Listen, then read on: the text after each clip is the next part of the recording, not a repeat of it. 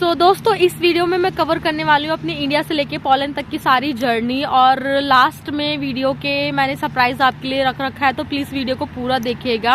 और चलिए आगे बढ़ते हैं। आगे बढ़ने से पहले चैनल को सब्सक्राइब कर दीजिएगा, वीडियो को लाइक कर दीजिएगा, कमेंट करना बिल्कुल भी ना भूलें। तो चलिए, तो बहुत सारे क्वेश्चंस मेरे पे आ रहे थे कि दीदी आप यहाँ पे क्या जॉब करते हो, क्या प्रोफेशन है। तो मैं आपको बता दूँ, मैं यहाँ पर एज अ प्राइमरी स्कूल में योगा इंस्ट्रक्टर काम कर रही हूँ, योगा टीचर काम कर रही हूँ। तो आप सोच रहे हो कि ये मतलब कैसे हुआ। तो मेरा जो स्टडी बैकग्राउंड है काफ़ी अच्छा रहा है शुरू से ही। मैंने डॉक्टर भीमराव अम्बेडकर कॉलेज से, दिल्ली यूनिवर्सिटी से बैचलर किया हुआ है साइकोलॉजी और ज्योग्राफी में, और मैंने अपनी वीडियो भी डाल रखी है, तो आप देख सकते हैं मेरे चैनल पे जाकर मेरी कॉलेज की वीडियो। उसके साथ ही साथ में मैंने डिप्लोमा कोर्स, सर्टिफिकेट कोर्सेज किए हुए हैं योगा में। तो मेरी योगा में इसलिए जॉब लगी है यहाँ पर। केवल योगा में सर्टिफिकेट और डिप्लोमा कोर्स से ही नहीं बनता, मैंने 15 नेशनल्स खेले हुए हैं सॉफ्ट बॉल में। उसके साथ साथ जो मेरा रामबाण हथियार रहा है वो मेरा रहा है diploma in early childhood care and education. मैंने डिप्लोमा किया हुआ है अर्ली चाइल्डहुड केयर एजुकेशन में, जिसके कारण से मेरे को यहाँ प्राइमरी स्कूल में जॉब मिली है। तो आगे बात कर लेते हैं कि मेरे को कैसे वर्क परमिट मिला था, क्या हुआ था। तो वर्क परमिट के लिए ना मेरे को मैं ना बहुत सारे यूरोपियन कंट्रीज में अप्लाई करती रहती थी, डेली मैं देखती रहती थी, अप्लाई करती रहती। तो एक दिन क्या हुआ, पोलैंड में यहाँ पे वैकेंसीज निकली, और मेरी सिस्टर यहाँ पे ऑलरेडी से रहती है, तो उसने मुझे बताया कि यहाँ पर वैकेंसी निकली है तो जल्दी से अप्लाई कर दे। तो मैंने जल्दी से रिज्यूम बनाकर अप्लाई कर दिया। अप्लाई करने के बाद में कुछ दिनों बाद, बोलूँगी 1 से 2 हफ्ते बाद, मेरे पास लेटर आ गया, लाइक ईमेल आ गया कि हम लोग आपको इंटरव्यू के लिए हायर करना चाहते हैं। तो मेरा इंटरव्यू हुआ यहाँ पर, ऑनलाइन इंटरव्यू हुआ, क्योंकि मैं यहाँ पे ऐसे आ तो नहीं सकती थी ना पोलैंड में। तो मेरा ऑनलाइन इंटरव्यू हुआ, उन्होंने मेरे 3 राउंड लिए, तीनों राउंड में अलग अलग चीज़ें पूछी, लाइक मेरा एजुकेशन बैकग्राउंड देखा, मेरा योगा आसन्स वगैरह देखा। मैंने अपनी यूट्यूब की वीडियोस भी उनको दे दी थी, मेरा यूट्यूब चैनल भी है योगा विद सपना के नाम से, तो जाइए उसको भी सब्सक्राइब कीजिए। तो मैंने सब चीज़ें अपनी डिटेल में उनको बता दी थी, तो उनको बहुत अच्छा लगा, स्कूल वालों को बहुत अच्छा लगा। तो उन्होंने मेरा वीज़ा प्रोसेस करना शुरू कर दिया, लाइक मेरे को वर्क परमिट उन्होंने मेरे को दे दिया बाय पोस्ट की मदद से मेरे को वर्क परमिट उन्होंने भेज दिया इंडिया में। तो उसके बाद में सारा काम जो है ना मेरा बनता है कि मेरे को कैसे कैसे अपना वीज़ा लेना है, क्योंकि वो केवल वर्क परमिट ही भेज सकते हैं, कंपनी केवल यहाँ पर वर्क परमिट ही भेज सकती है, ठीक है। तो वीज़ा की मैं बात कर लेती हूँ कि वीज़ा कैसे लगा, क्या हुआ। आप लोगों को भी बहुत ज़्यादा कॉम्प्लिकेशंस आ रहे होंगे। वर्क परमिट तो आपके हाथों में आ गया होगा, पर वीज़ा के लिए अपॉइंटमेंट बहुत दिक्कत हो रही होगी।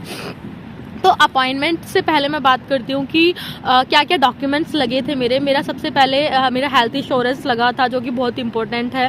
प्लस डॉक्यूमेंट्स लगे थे, मैंने अपनी 12th क्लास की मार्कशीट और 10th क्लास की मार्कशीट, मैंने इंग्लिश में एक सर्टिफिकेट कोर्स भी किया हुआ है, तो मैंने उसको भी लगाया था। और सारी चीज़ें ना 12th क्लास की मार्कशीट, 10th की मार्कशीट, सर्टिफिकेट सारा अपोस्टाइल कर मैंने डॉक्यूमेंट्स में अपना लगाया था। मेरी वो क्या नाम है, पुलिस वेरिफिकेशन, हेल्थ इंश्योरेंस, सारा कुछ डॉक्यूमेंट्स में वेरीफाई करके लगा दिया था।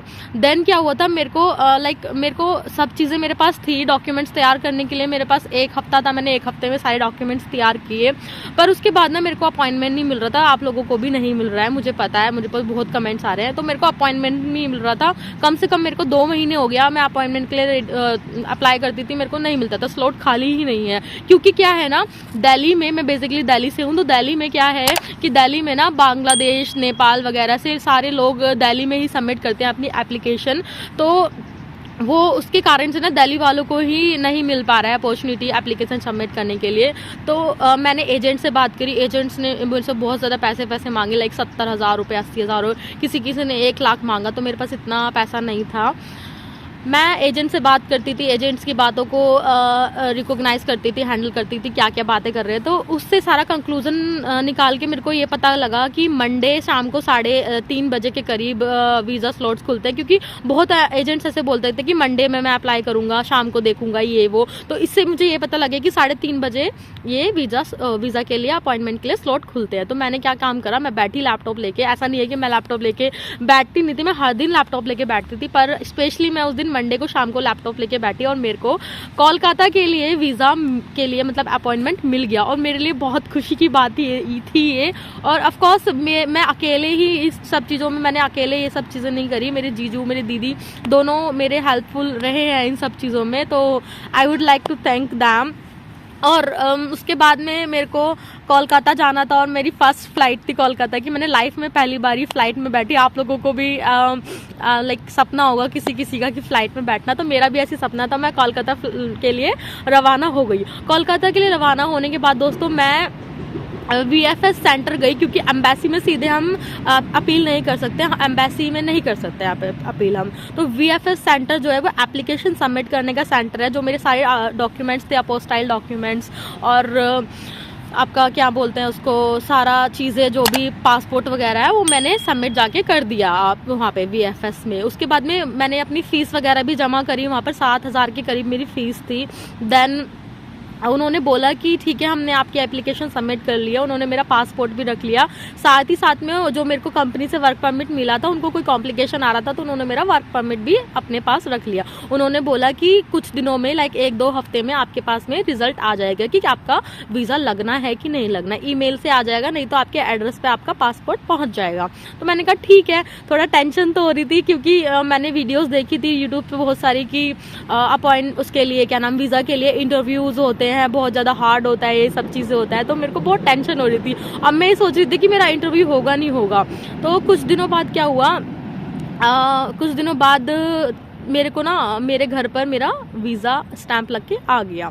तो मैं सोच रही थी कि मेरा ये रिजेक्शन है या फिर नहीं है, क्योंकि मैं उस टाइम पे घर पे नहीं थी। मेरी मम्मी ने मुझको बताया कि मेरा वीज़ा आ गया है, लाइक पासपोर्ट आ गया इवन। तो मैंने बोला फ़ोटो खींच के दो। तो मैंने देखा कि वहाँ पर मेरा पूरा वीज़ा का लग गया है, लाइक मेरे को पोलैंड के लिए अब वो मिल गया है कि हाँ भाई मैं पोलैंड जा सकती हूँ। तो मेरे को वो खुशी मेरे लिए बहुत ज़्यादा एक अनमोल कह सकते हैं ना, एक डायमंड की तरह थी वो मेरे लिए खुशी, और मेरे पेरेंट्स के लिए भी वो एकदम डायमंड की तरह थी। तो ये था मेरा पूरा लाइफ, लाइक इंडिया से पोलैंड तक के आने की। और आजकल मैं आपको पोलैंड की लाइफस्टाइल, पोलैंड की चीज़ें मैं व्लॉग में डालती रहती हूँ, बताती रहती हूँ। तो प्लीज़ कमेंट करके ज़रूर बताइएगा। इंस्टाग्राम पर भी प्लीज़ मेरे को शेयर कीजिएगा अपनी बातें कि कैसे आपको लगता है, आपका क्या ड्रीम है। तो लास्ट में बात कर लेते हैं सरप्राइज़ की। तो मैं आपको बता दूँ, मेरे को यहाँ पर as a yoga instructor part time job भी मिल गया है। तो मेरे को बहुत अच्छा लग रहा है, लाइक मेरे को फुल टाइम जॉब भी है और पार्ट टाइम जॉब भी है। तो ये था आपका आज के लिए सरप्राइज़। तो दोस्तों अगर ये वीडियो आपको पसंद आई है तो प्लीज़ चैनल को जरूर सब्सक्राइब कीजिएगा, लाइक कीजिएगा, क्योंकि बहुत मेहनत से, सीरियसली बहुत मेहनत से मैं वीडियो बनाती हूँ।